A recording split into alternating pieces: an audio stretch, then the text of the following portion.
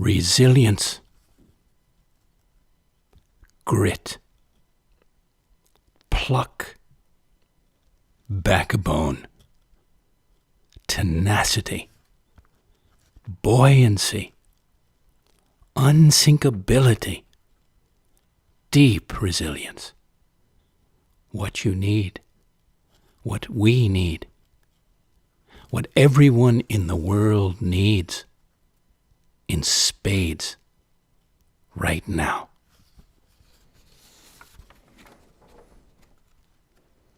Welcome to the latest floating poetry broadcast, and thank you for leaning in to show 132 in my ongoing weekly series, coming to you live again from the steadfast coast of Rhode Island.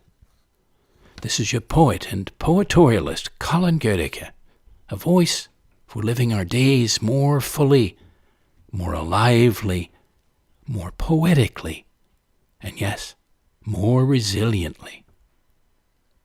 In broadcast 131, we looked at our legacies of all kinds, ones bequeathed, handed, or passed down to us, from the cultural to the ancestral, the natural to the emotional, and at what legacies we're creating now, what we're modeling as beings, what we're inspiring, and what ones we will leave, individually and collectively as a society.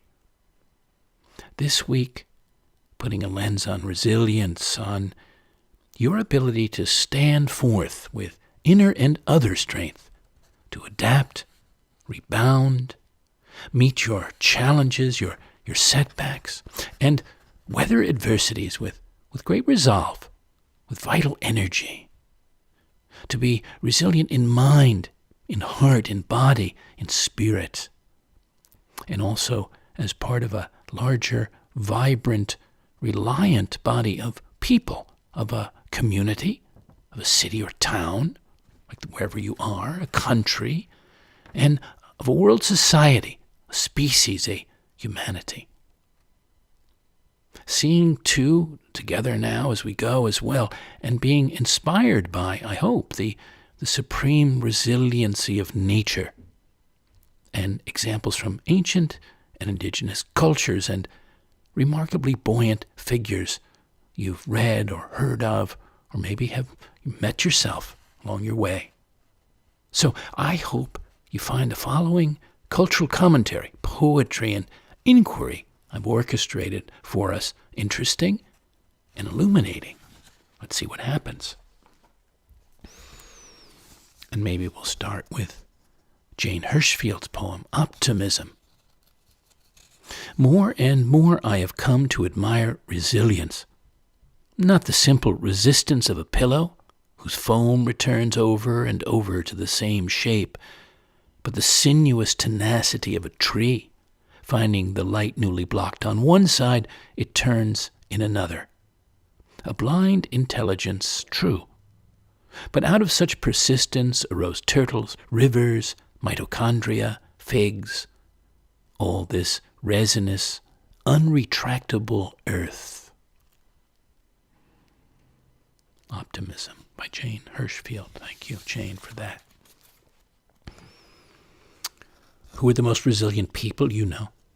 One I know, who I may be listening in tonight, is former Command Sergeant Major and former Green Beret paratrooper John J. Casey, who I call the Fighting Irishman.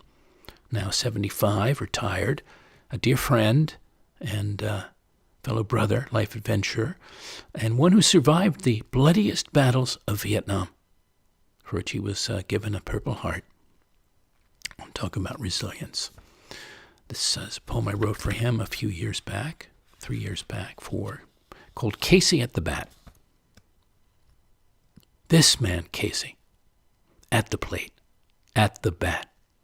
In my ballad, unlike the Mudviller, is a big hitter, home runner, who has stood up, stood tall, with great fatherly, brotherly, sergeant majorly grit and grace, through all the pitched challenges, next calling passages, and truest, bluest opportunities of life.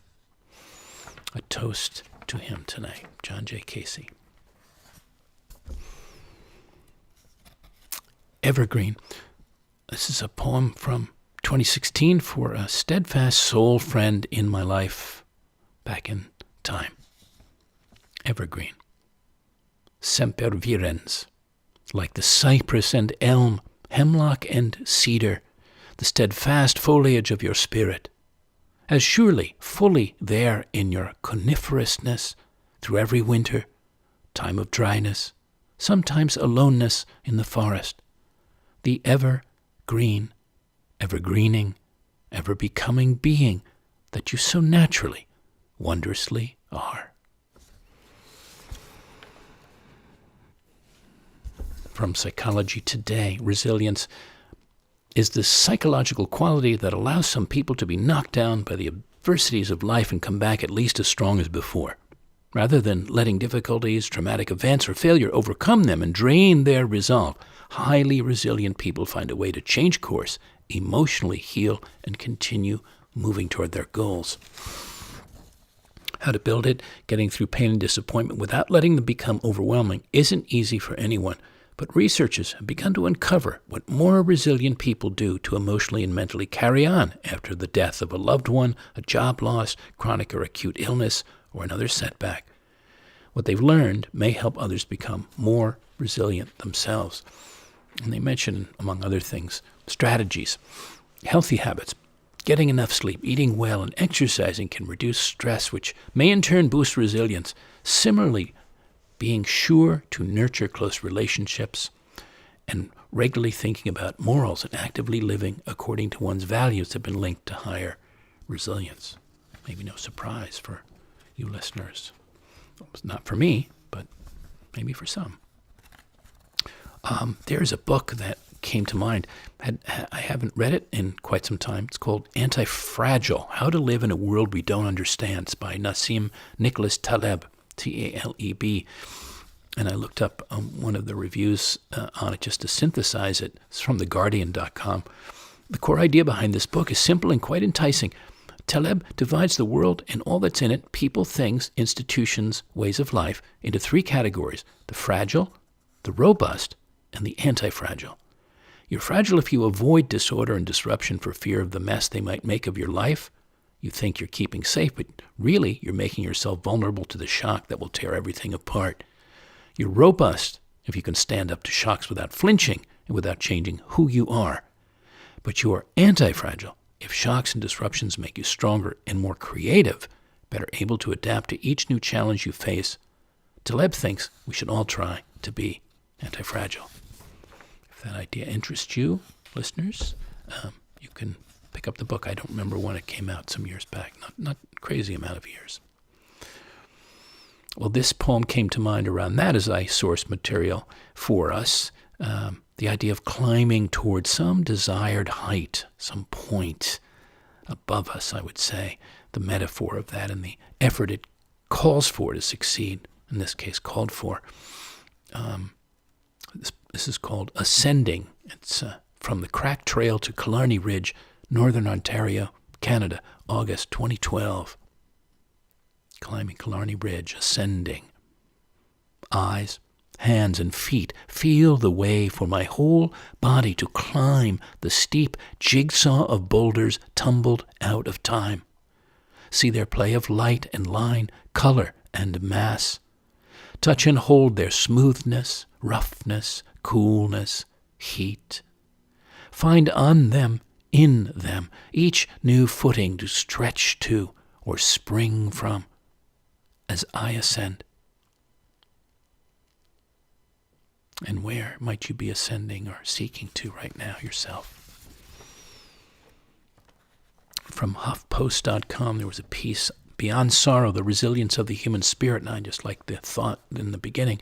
Commonly we find resiliency through connection to nature, to community, to inner strengths, to a sense of life bigger than the circumstances we see in front of us. Well, let me ask you some questions about resilience, if I may.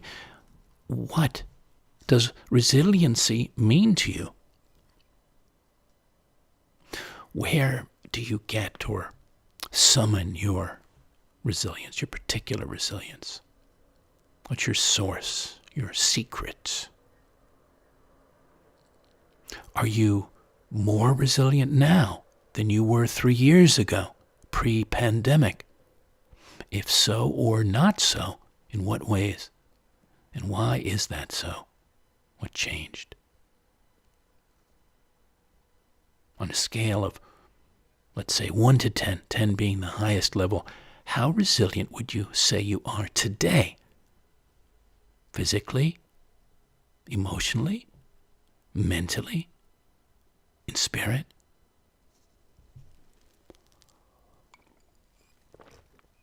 What was your greatest crisis or setback to date? And how did your resiliency save you, get you through maybe your life itself, or your career, or a marriage, or a family, or something else significant? Or how did a lack of resiliency lead to some kind of personal cataclysm? I know for me in my life I was married once for decades, almost 30 years, and I was divorced at the end of that, surprisingly, and it was an unexpected World War III scenario. My life of a kind, certainly on some levels, was on the line, and I just didn't know how I was going to get through that some days. It was beyond stress, beyond crushing, but I found reserves inside of myself I didn't even know I had, that I was way more resilient than I thought, and also thanks to other resilient friends and allies, I made my way through it all the stronger, actually, and certainly with other lessons. But you never know what's inside of you, sometimes until it's tested, greatly tested. What part of your resiliency needs work? Were you ever surprised to discover you had, like I told just now in that story, far more grit, backbone, tenacity than you thought you had? And what was that experience like? Your nation, your state or province or town or city, how robust is it? How do you know? What would be the best test of it? And nature, our planet Earth, how conscious are you of how extremely it has been and is being compromised, despite its incredible endurance all these millennia? How did we get to this? And even we know the greatest empires, the students of history, and you don't have to be a deep one to know, have ultimately fallen through history for now known reasons. They weren't as resilient as they thought they were at the top. Fascinating how history appears to be repeating itself before our eyes, or many eyes, and the glaring lack of learning from history, when we have so much wisdom past and present to draw on. Well, I hope we will while we can. And a last question for you before we carry on. What's the most resilience-building thing you'd like to see happen in your own life right now and in this society, our civilization? If you want to share that with me, feel free to send me an email. Welcome that. I have some quotes to sip on next. Audre Lorde, Lorde, writer, civil arts activist, she said, "When I dare to be powerful, to use my strength in the service of my vision, then it becomes less and less important whether I am afraid." Mark Twain, "Courage is resistance to fear, mastery of fear, not absence of fear." Alain de Botton, Botton, founder of the School of Life in the UK, "A good half of the art of living is resilience." Thomas Edison, "I have not failed. I've just found 10,000 ways that won't work." Nelson Mandela, "Do not judge me by my successes. Judge me by how many times I fell down and got back up again." And Winston Churchill, "Success is not final. Failure is not fatal. It is the courage to continue that counts." Agreed. Encourage your courage. Feed that. So there are many different ways we could turn this cube of resilience, and the body is certainly one. I mentioned that earlier. So maybe we have a dip into bodily resilience. And there's a fellow out called Mark Sisson, Sisson, marksdailyapple.com. And here's what he says in here. I sort of marked out a couple of things for us.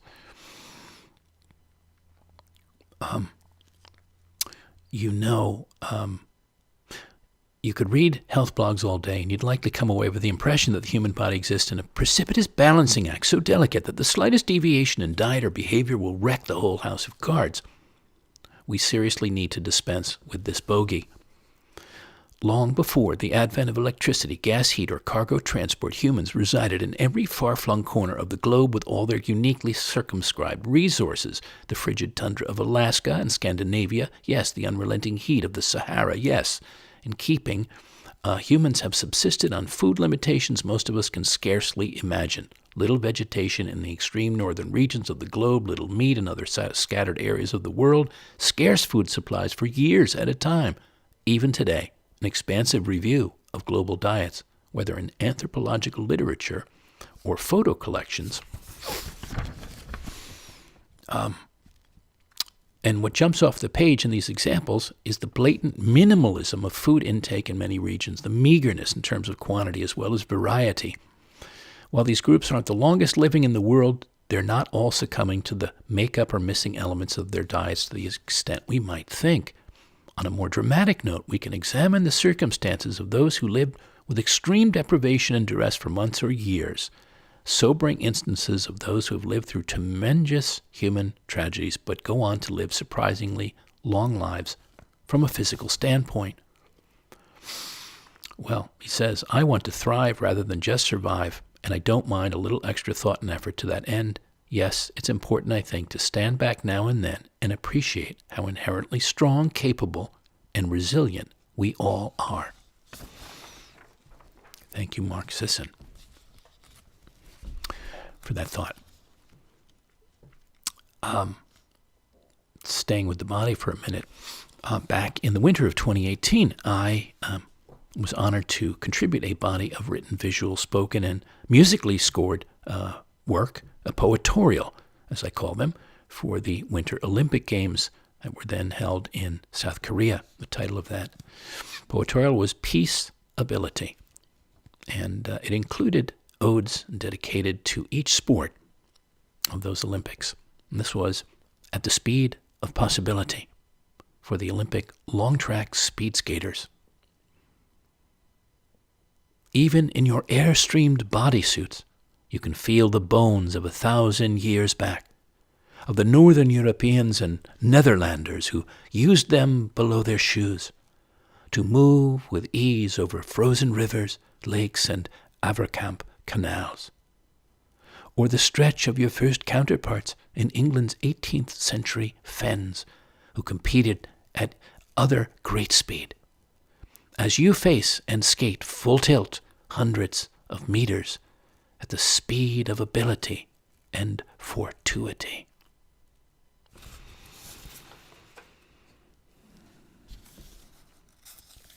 Silver Streamer's Dazzling Winter by Joshua Beckman. I let my body down slow, which is what they say to do, like a whale with its breathing and floating in the ocean. Yesterday was the half moon, and today was basically the half moon too. A glacier's blue and water in the middle of a lake is blue. I only had one day during which I could get myself out into the middle of it, and I did. Kudos to me. And to the resilient goose who never feels cold, and to the talky crow who has so many friends, and to the inspiring stealthy ducks who fly together in clips above water. It's a silly betrayal of my own thoughts to invent or remember, so maybe I'll just close with these tender lines of Henry David Thoreau. An oak tree in Hubbard's Passage stands absolutely motionless and dark against the sky. Thank you, Joshua Beckman. And that makes me think of telling you that was an impetus among a couple of other pieces I came across for the choice of the tree, the old pine leaning there, and that's in Watch Hill, Rhode Island, near where I am, on the path down to East Beach. And I love that tree. It always inspires me, and I've done many studies of it in different lights and different seasons. And I don't know how old it is, but I know it's been there for, I think, a couple of generations, if not longer. Tenacious, that tree. We have the Iceman, the Dutchman, Wim Hof. You may know of him or follow his approach even. I do with some of the breathing that he talks about in the cold showers at the end of the hot shower in the morning, and ocean plunges. Not in the mid of winter, but just a few days ago I went in. It was very invigorating. Felt right. Build up my resilience more. Well, his method is based on 3 powerful pillars. The first is breathing. And it's a specialized technique. It unearths the benefits all the more. More energy, reduced stress levels, and an augmented immune response that swiftly deals with pathogens. Cold therapy is your warm friend, it says, and one of the 3 pillars. Proper exposure starts a cascade of health benefits, including the buildup of brown adipose tissue and resultant fat loss, reduced inflammation that facilitates a fortified immune system, balanced hormone levels, improved sleep, and the production of endorphins. And last, commitment. It's the foundation of the other 2, and armed with focus and determination, you're ready to explore and eventually master your own body and mind. And actually, a lot of it is free. He just wants to help people out there in the world, so you can actually find out how to do it at his site, or one of those sites. Wim Hof, the Iceman. And that made me think of this poem for us, on a note of vigorousness. This is a poem I wrote back in the Yucatan. I was thinking about my childhood. This was back in 2003, and I was thinking back to the men of the day that were around, like my dad, who had been in the Merchant Marine in World War II, and lied about his age, went in underage, and traveled all over the world, and was almost sunk many times, but he made it through. Had an interesting life. This is called Sudor, sweat. Summoning something visceral, probably prehistoric, man-musk, pungent, pure in its way, redolent of childhood, my father fragrant from summer labors round the yard and rose bushes, and me, a sweet-smelling boy of 6 or 7, inhaling that eau de cologne of exertion, of manly men born and bred before the big war, men exuding virility and vitality, the essence of a more vigorous life.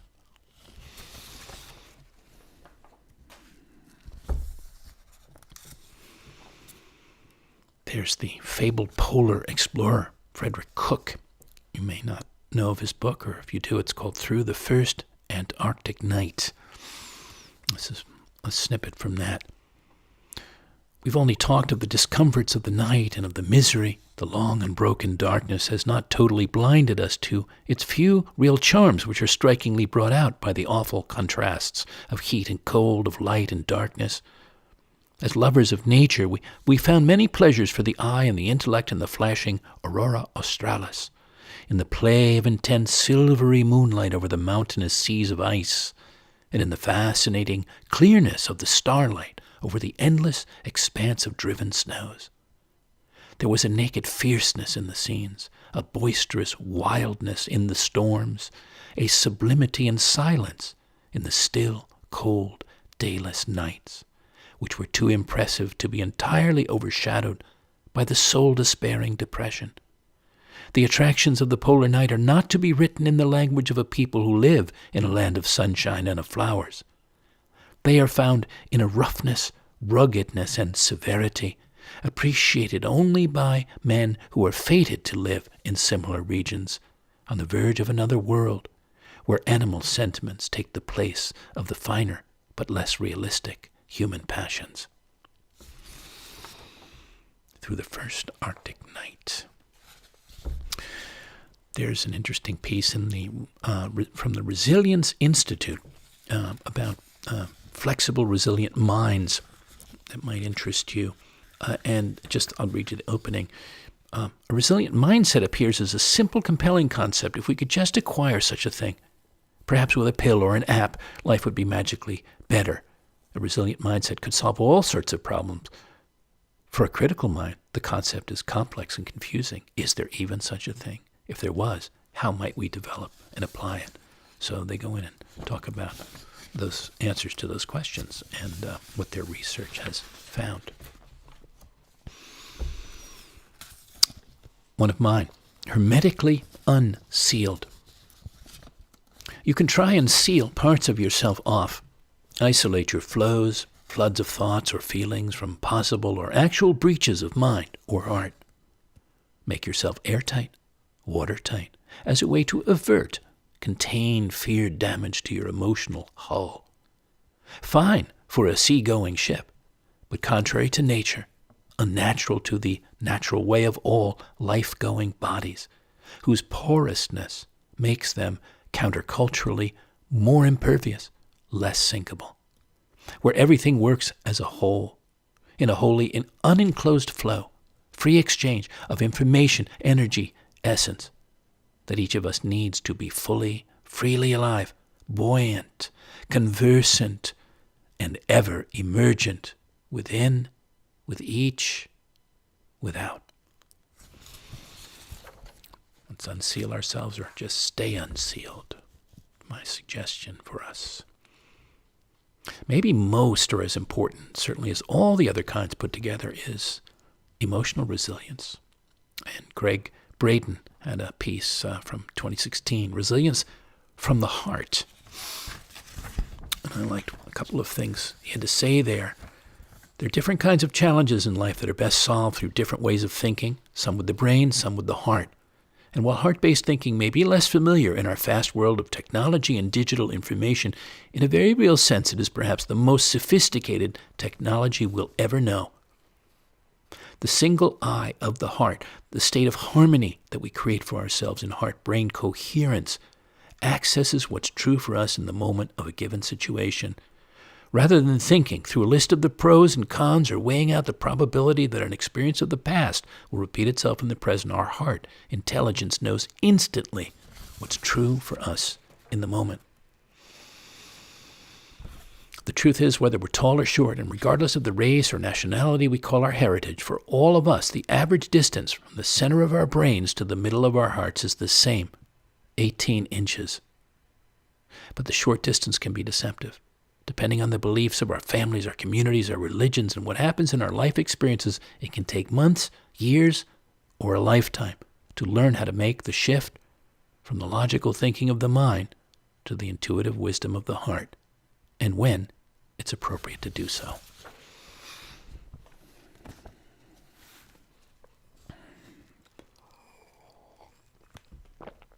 Arrhythmia by Haley Lighthouser.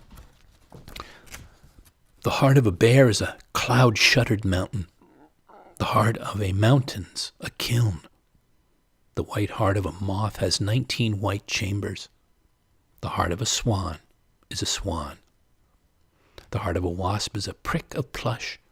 The heart of a skunk is a mink. The heart of an owl is part blood and part chalice. The fey mouse heart rides a dowdy dust cart. The heart of a kestrel hides a house wren at nest. The heart of lark is a czar. The heart of a scorpion is swidden and spark. The heart of a shark is a gear. Listen and tell, thrums the grave heart of humans. Listen well, love, for it's pitch dark down here. Arrhythmia. Thank you. Haley Lighthouser. Loving another is a heart form, a mind and body form, also an art form, maybe the highest or purest, one to glean, enter, actively apprentice, learn to master, instead of breezing, fumbling, or assuming through it. After decades living and significantly loving others, however truly, however beautifully, it's now ringingly clear how some parts come naturally, while the wholeness, the healthiness, fruitfulness and resilience of it come only when it's most consciously practiced, when we're not just present but presence, when we're not simply but daily and deeply engaged, entirely seeing, listening, leaning into and communing with another, understanding and nurturing another through all their joys and mysteries, through all their sufferings and growings.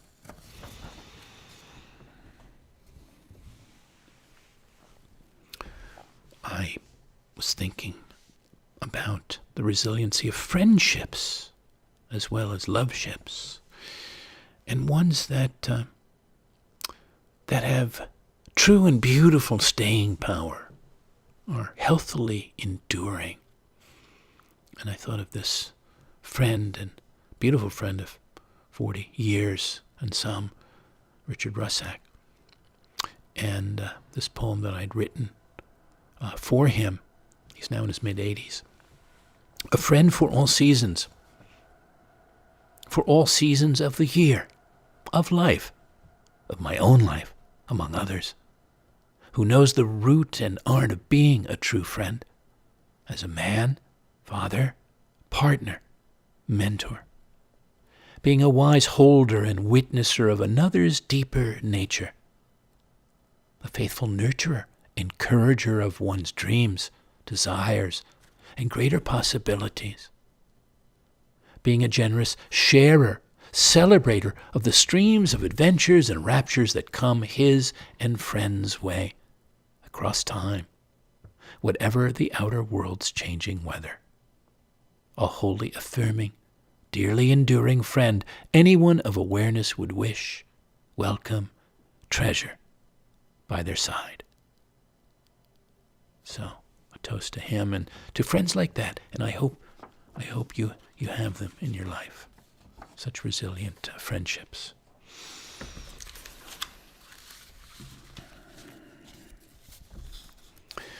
There was an interesting piece that I thought fit our theme. It's about the book Design Emergency, Building a Better Future, and I found it in the Marginalian.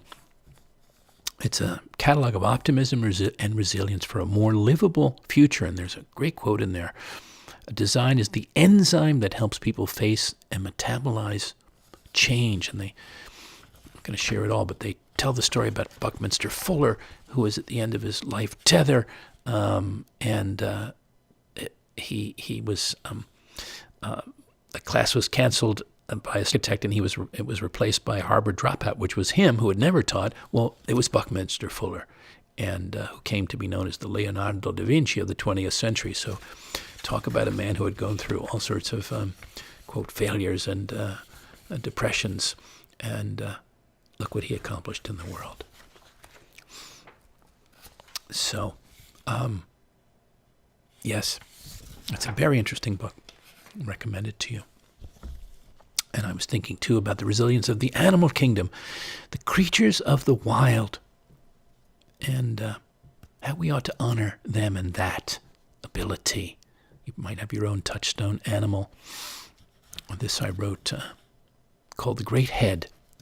Once upon a time you saw it sculpted on the surface of coins, or gazed upon many from the windows of a lone train steaming in black and white across the great plains, as they in their muscular bodies grazed, roamed, sometimes thundered in massive herds, dark shoals over the grasslands, or stood unseen by men in the depths of winter, turned straight and steady into the wildest wind blasts, fiercest blizzards, each great head, mighty shoulders, bearing a natural kind of nobility, solidity, like the surrounding mountains, like the big sky mountains of white, marbled western clouds, serving unknowingly as a sacred symbol of abundance and fortitude for a native people, as a spirit of raw strength for a pioneering nation, as a mammoth woolly mascot for a Kansas schoolboy in Emporia, who mused on one often as it gazed out from the sun-rayed wall of his humble school hall, its broad, horned head held high, the monumental, unshakable American buffalo. Yes. And maybe we can take a page from the buffalo's stout beingness, and instead of running away from life's storms, going bravely head on into them.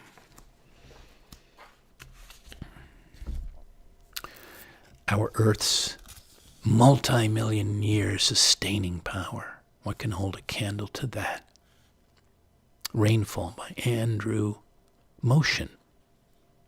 Whether the rain on Mars was delicate or brutal, whether it was blue or gray, whether it fell on bare rocks that remained bare or on fertile ground that raised large forests of leafing trees, it could not last. Mars froze eventually in the same duration that Venus, by contrast, bowed her burning head in noxious vapors and gas clouds. On planet Earth, meanwhile, after 500 million years of continuous volcano havoc, meteor storms, earthquakes, and lightning strikes, vapor stored in the atmosphere eventually began falling. When the fires died, it fell silently on the first outcrops of moss, on the tender grass with a sizzle, with more strenuous drumming on the resilient fronds of ferns.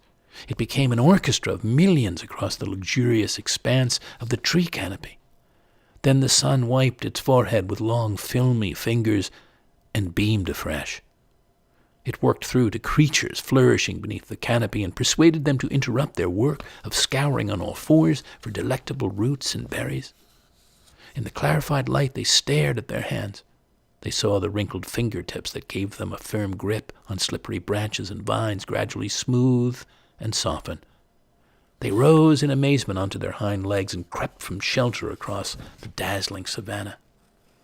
After a summer of 12,000 years, after the interruptions of ice, after one particular inundation and the shadow of an arc darkening fish shoals as they scooted over hills and valleys, after the blaze of one civilization then another, after the destruction of several experiments with law and order, after the extinction of many beautiful languages, rain by and large found its place in the scheme of things. It began to defeat its purpose on the private sky of umbrellas. It babbled through long green fields and melted into the seams of poetry. It larked in the puddle of its many names, cobblers and chair legs and pipe stems, frogs and jugs and beards, cats and dogs, men. Although they are shaped like a parachute thanks to the air pressure beneath them, raindrops explode on landing. Then the sun bears down again, fitting his monocle into his eye. The glass flashes and burns. The rain sweats and evaporates into the ocean of its air.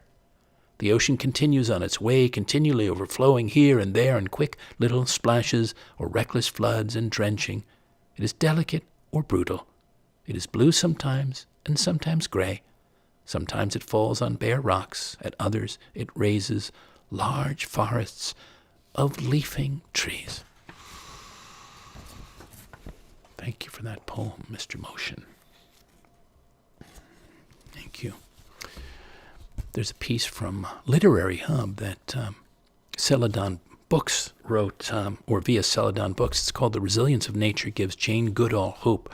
The legendary naturalist talks to Douglas Abrams about growth, regeneration, and survival. And she tells a wonderful story about the Twin Towers when they fell, and there was a tree that was crushed. There was just sort of a little bit of a trunk left, and it was nursed back to health, and it went then to be planted in the 9/11 Memorial and Museum, and is these days since bright with blossoms.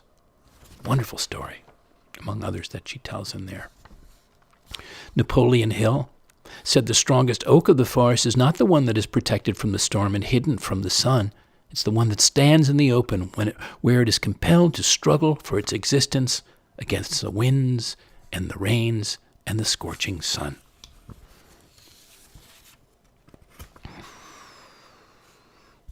From wildresiliency.com, Honoring the Dark Unknown.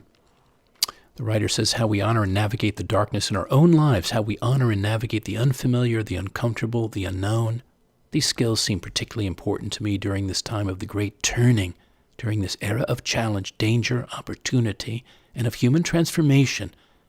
It's all too easy to turn to simplistic answers and actions, to seek to prematurely resolve the tensions of a circumstance in preference to either digesting or truly integrating that which would also change us. Well, dear listeners, we might think of the resilience of our nations, some especially or formerly resilient, and how they gained it or lost it, and how and why we might want to revisit and regain it if we are losing it in the face of, all damages. D.A. Powell has this poem, Republic.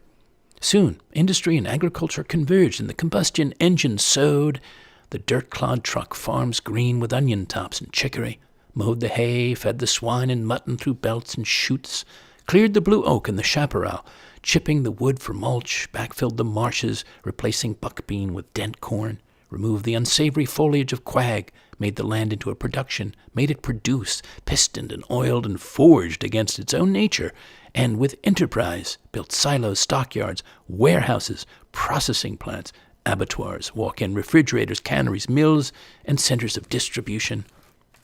It meant something in spite of machinery to say the country, to say apple season, though what it meant was a kind of nose-thumbing and a kind of sweetness, as when one says, how quaint, knowing that a refined listener understands the doubleness and the leveling of the land.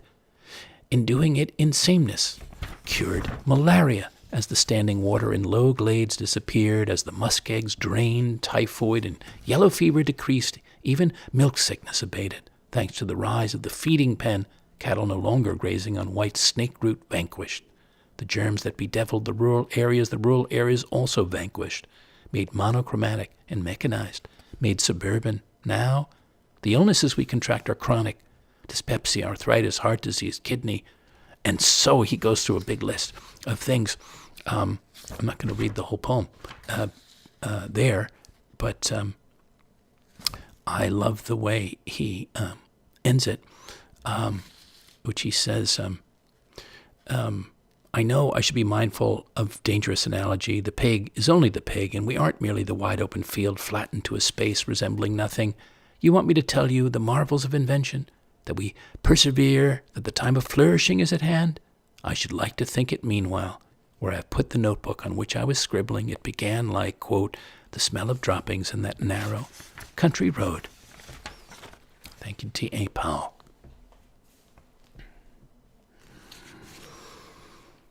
Cultural resistance. I think we should be thinking about that. I'd like us to be thinking about it anyway. From integral resistance, helping communities thrive. Many human cultures have come and gone. Others have survived. The longer surviving ones can be said to be resilient. It refers to a culture's capacity to maintain and develop cultural identity and critical cultural knowledge and practices. It's capable of maintaining and developing itself. It engages with other challenges like natural disasters and encounters with other cultures and manages to continue. And along those lines, the Philanthropy Initiative at the National Museum of American History has a wonderful, you can go to it online, stories of resilience, how diverse Americans in different times and places affirmed each other's humanity in their adversities, from riots and fires in African-American Philadelphia neighborhood in the 1849, silver mine cave-ins in 1870s Nevada, Latino experiences of war in the 1900s, unequal access to health care in Manhattan's Chinatown in the 70s, and on. Stories of resilience. You might be inspired by those. I loved what Janie Stevenson says about the subversive power of joy. The unexpected, spontaneous, and pleasantly disruptive nature of collective celebration is one of the great equalizers of social and political struggle. Holding on to and centering joy is a vital tactic for personal and group resilience. And authoritarianism, she says, is directly incompatible with collective joy. It demands fear, obedience, hierarchy, and an obsession with security and preparation for war. The unexpected, spontaneous, and pleasantly disruptive nature of collective joy takes people off guard and is one of the great equalizers of social and political struggle. And well said. So maybe we all go where the joy is and go there together, thinking about that. I'm also thinking about you not doubting your greaterness and your resiliency and other things. So I encourage you to see, feel, trust your vitality, not simply your bodily one, your physicality, though it's far more powerful than we give it credit for. But never doubt, is this poem, your gifts, your greatness, your innocence, your positivity, your possibility. For you are flowing with such light, overflowing with such joy, becoming ever more vital in the world. And if you don't think you are or can, go there. Imagine that. Put that on. Taste that. Invite that in.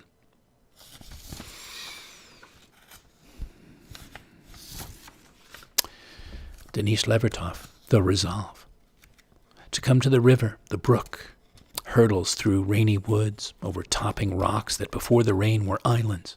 Its clearness is gone, and the song. It is a rich brown, a load of churned earth goes with it. The sound now is a direct, intense sound of direction. Thank you, Denise Levertov. Rebecca Solnit. Hope is not a lottery ticket you can sit on the sofa and clutch, feeling lucky. It is an axe you break down doors with in an emergency.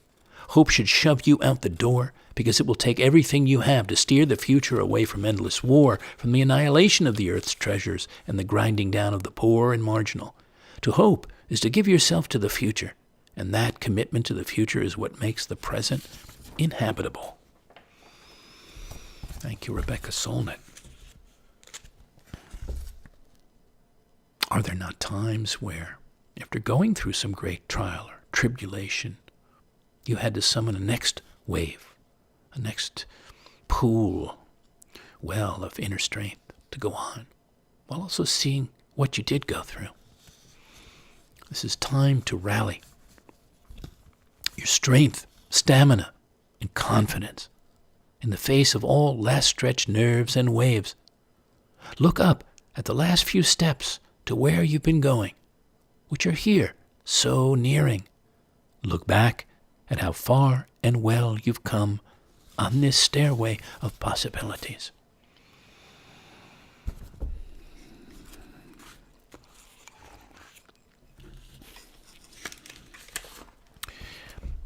There's a Kipling poem, Rudyard Kipling, from 1914, so that's World War I. To give you some added context, I thought it was apropos in a way. Let's come to that in a moment, but why? For all we have and are, for all we have and are, for all our children's fate, stand up and take the war. The Hun is at the gate. Our world is passed away, in wantonness o'erthrown. There's nothing left today but steel and fire and stone. Though all we knew depart, the old commandments stand. In courage keep your heart, in strength lift up your hand. Once more we hear the word that sickened earth of old, no law except the sword, unsheathed and uncontrolled. Once more it knits mankind, once more the nations go to meet and break and bind a crazed and driven foe. Comfort, content, delight, the age's slow-bought gain, they shriveled in a night. Only ourselves remain to face the naked days in silent fortitude through perils and dismays, renewed and re-renewed. Though all we made depart, the old commandments stand. In patience keep your heart, in strength lift up your hand. No easy hope or lie shall bring us to our goal, but iron sacrifice of body, will, and soul. There is but one task for all, one life for each to give. What stands if freedom fall? Who dies if England live? Thank you, Kipling. How does this strike you or relate to our world now, especially what stands if human freedom falls?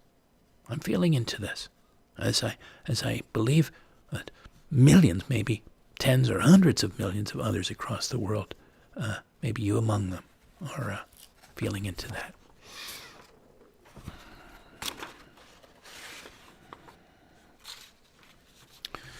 Okay. Coming into our last handful of sharings for now of this program. Sunday Brunch at the Old Country Buffet by Ann Caston. Madison, Wisconsin, 1996. Here is a genial congregation, well-fed and rosy with health and appetite, robust children in tow. They have come, and all the generations of them, to be fed. There are old ones, too, who are eligible now for a small discount, having lived to a ripe age. Over the heaped and steaming plates, one by one, heads bow, eyes close, the blessings are said. Here there is goodwill. Here peace on earth, among the leafy greens, among the fruits of the gardens of America's heartland. Here is abundance. Here is the promised land of milk and honey, out of which a flank of the fatted calf, thick still on its socket and bone, rises like a benediction over the loaves of bread and the little fishes, belly up in butter. Sunday brunch, the old country buffet. Thank you, Ann Caston. That's from her collection, Flying Out with the Wounded. Arthur O'Shaughnessy's poem Ode. We are the music makers, and we are the dreamers of dreams, wandering by lone sea breakers and sitting by desolate streams, world losers and world forsakers, on whom the pale moon gleams. Yet we are the movers and shakers of the world forever, it seems. With wonderful deathless ditties we build up the world's great cities, and out of a fabulous story we fashion an empire's glory. One man with a dream at pleasure shall go forth and conquer a crown, and three with a new song's measure can trample a kingdom down. We, in the ages lying in the buried past of the earth, built Nineveh with our sighing, and Babel itself in our mirth, and o'erthrew them with prophesying to the old of the new world's worth. For each age is a dream that is dying, or one that is coming to birth. A breath of our inspiration is the life of each generation, a wondrous thing of our dreaming, unearthly, impossible seeming. The soldier, the king, and the peasant are working together in one, till our dream shall become the present, and their work in the world be done. They had no vision amazing of the goodly house they are raising. They had no divine foreshowing of the land to which they are going. But on one man's soul it hath broken, a light that doth not depart, and his look, or a word he hath spoken, wrought flame in another man's heart. And therefore today is thrilling with a past day's late fulfilling, and the multitudes are enlisted in the faith that their fathers resisted, and scorning the dream of tomorrow, and are bringing to pass, as they may, in the world for its joy or its sorrow, the dream that was scorned yesterday. But we, with our dreaming and singing, ceaseless and sorrowless we, the glory about us clinging of the glorious futures we see, our souls with high music ringing. O men, it must ever be that we dwell in our dreaming and singing a little apart from ye. For we are afar with the dawning, and the suns that are not yet high. And out of the infinite morning intrepid you hear us cry, how, spite of your human scorning, once more God's future draws nigh, and already goes forth the warning that ye of the past must die. Great hail, we cry to the comers from the dazzling, unknown shore, bring us hither your sun and your summers, and renew our world as of yore. You shall teach us your song's new numbers, and things that we dreamed not before, yea, in spite of a dreamer who slumbers, and a singer who sings no more. Thank you, Arthur O'Shaughnessy, and what dreams are carrying us forward, onward, what life songs. We must keep dreaming, friends. Keep singing those.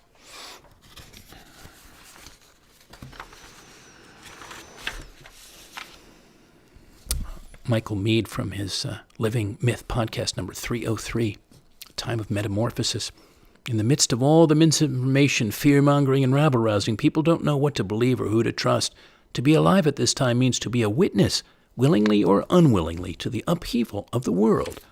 The conditions in which we find ourselves are the conditions through which we must find our true selves and the genuine purpose of our lives. If we accept that we live amidst a great metamorphosis that involves all levels of life, we can become more able to tolerate and endure the troubling and tragic events that threaten both nature and human cultures. In times of upheaval, we are being called not to return to normal, but to find a greater imagination as well as a deeper understanding about life on Earth. Thank you, Michael Meade, for your vital work in the world and for those thoughts, those words. In my book of living, it's to always be opening, deepening, enlivening, and expanding is the thing. Keep expanding. Crazy, isn't it? How easy it is to keep the conception of ourself and others so small, so Lilliputian. How seemingly simple to draw so many borders around our beings and theirs, when who we are and who they are is often so much bigger, so much wider and deeper than we choose to believe or open our self-limiting selves to even imagine. So I've made it a personal mission, a cause célèbre, to expand, to keep expanding my awareness, my consciousness, conscientiousness of the endless dimensions, great realms, greater wealth, of possibilities that may reside inside this man, that woman, flowering child, a dear friend, lover, passing stranger.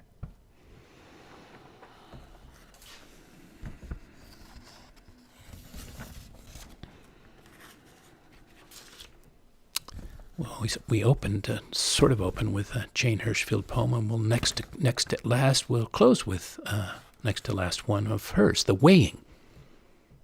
The heart's reasons seen clearly, even the hardest will carry its whip marks and sadness and must be forgiven, as the drought-starved eland forgives the drought-starved lion who finally takes her, enters willingly then the life she cannot refuse, and is lion, is fed, and does not remember the other. So few grains of happiness measured against all the dark, and still the scales balance. The world asks of us only the strength we have, and we give it. Then it asks more, and we give it. Thank you, Jane Hirschfield, for that.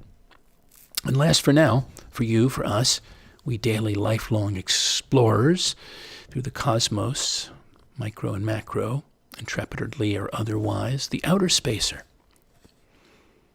is on an odyssey, Homerian for the 21st century, a mission to explore the farthest reaches of its inner galaxy, for which he needs an outer spacesuit, the skin he arrived in, lives in, wide openness, leaps of courage, and astronautical curiosity. On this vast and varied journey, where he may discover the secrets and platelets of his known and unknown universe, ones from wormholes in stars to cosmic rays and solar winds that exist and persist within him, differently inside each of his fellow earthlings, whether they venture outside in or not.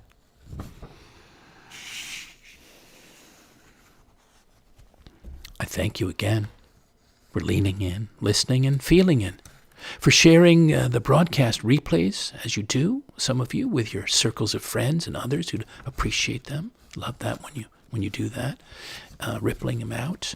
And for sending financial gifts of thanks to me. I put my time, thought, heart, and soul into these programs every week to help enliven and nourish people's hearts, minds, and spirits. I invite thoughts and suggestions all the time for future themes or formats, and to hear if and how a program or the series overall has enlightened or inspired you. My email is colin@thepoetorialist.com. What was your experience of this show on resilience? How and why did it touch you, if it did? I'd love to know.